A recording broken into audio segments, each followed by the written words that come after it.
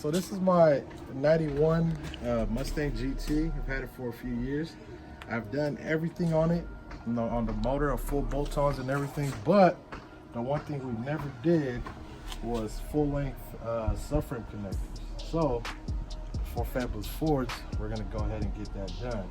So this is Maximum Motorsport full-length subframe connectors. They have two different ones. I went with the bare ones for absolutely no reason, but we're gonna go ahead and get this mapped out for you to show you everything you're gonna need. Go ahead and get that. That's so beautiful, Trevor. We're gonna get that look. We got this isn't a part of the kit, but we're gonna need those. We got the welding mask, the welder, the grinder, and then obviously the kit comes with a few bolts for the seats, the subframe connectors themselves, and then this right here. I think these plates are for the bends, right? Yeah. Well, whenever they did the bends on the subframe connectors, they went ahead and supplied some plates here, so you can go ahead and weld that in and reinforce that. And that's essentially all you're gonna need. You're gonna use this as a shield for the brake lines, the gas lines, brake lines, yeah. So we'll go ahead and show you how that works in a bit, and this popper right here to get that out of place. We'll go ahead and see how this goes. We don't have the luxury of having a lift, so we're on the ground like most of you are, but you're gonna try to get the car level. And in order to get it level in the air, jack it up, put it on the rear end for the back. So you put all the load on the suspension. And then for the front, you're gonna put it on the control arms. With Isaac having aftermarket control arms, I usually put them under the spring on the stock ones. But right there, we put it on the very end. And after you get all four up, make sure you have a jack right there under the camera rubber. Don't have it on it, but have it close to where if anything happens, it's all safety. And in order to check that it's good with these cars is it'll open up regular instead of being hard. Okay. Now I got my hat back.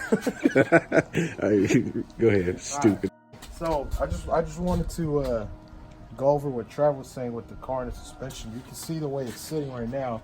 It looks like it's leveled and on the ground. So the whole logic behind it is to make sure that the car has no load on itself, where all the load is on the suspension itself, so it can go ahead and, when you weld these beautiful Maximum Motorsport subframe connectors, the body's not tweaked, and obviously you want it to be true and straight, so when you're on the road, everything's running perfectly straight. So we got these seat brackets for the subframe connectors, so you can actually see these are actually side specific. So I don't know if you can see it from the camera or the angle right here, but it's a little bit off, so they're pretty much one-sided. It can only go in one way. So these holes actually face the middle of the car, so the drive shaft will be over here. I want to show you guys the interior I got in here. Look at that beautiful 91 interior right there. My seats, they got the little gangster lean that all these Foxes are notorious for, so I had to take the seats out, weld those seat brackets back together. So they're out right now, but we're going to go ahead and do the bolts as if the seats were installed. So let's get to it. Got the seat brackets up on both sides. And then now I'm gonna test fit the actual subframe connectors.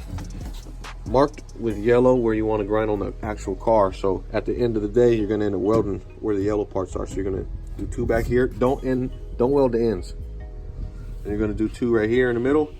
So you're gonna weld these tabs up, over, and down. And then you're gonna weld the front. And to distinguish the front end of the subframe connectors, they'll have both tabs like this. And these are also side specific.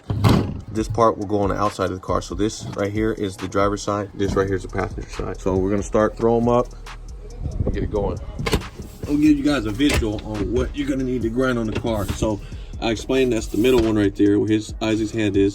So you're gonna wanna grind like an inch over on each side from the tab, and then go to the front, and you're gonna wanna grind up there like 8 inches because you want a 6-inch weld.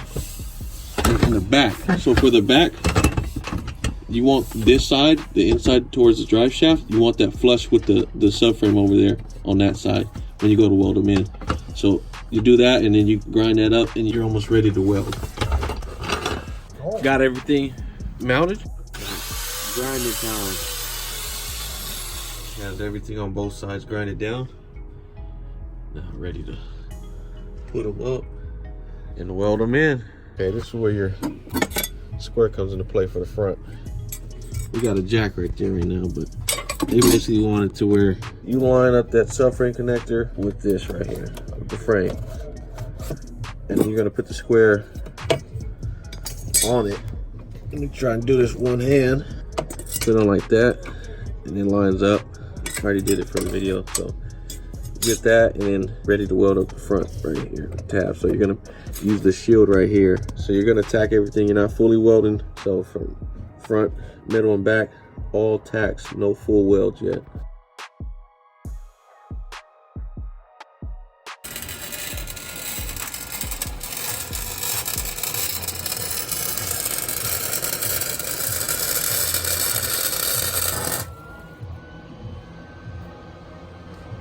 Everything's fully welded in, except for that hole right there. I'm gonna have to fill it in after this video. But got the back section, seat and middle section, front section in. What you're gonna do is repeat this for the other side, which is the driver's side. And then this part right here is gonna give you guys the most problems. Only because you gotta move those out the way to weld. So that's gonna be the hard part. Driver's side is gonna be a breeze.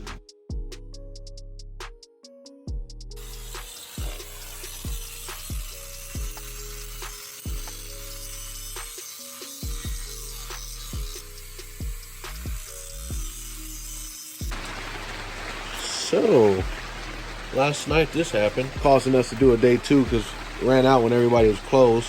So I'm gonna go ahead and replace that real quick and get back to it on the driver's side and finish up. All right, last piece to weld up. Reinforcement plates right at the bend. Already did the driver's side, but this side's the last side. Okay, the last 2 steps you wanna do are sand all the rust away, scuff up the metal, spray undercoating. That's what the after is gonna look like. Just not as shiny because it'll dry flat, but that's complete.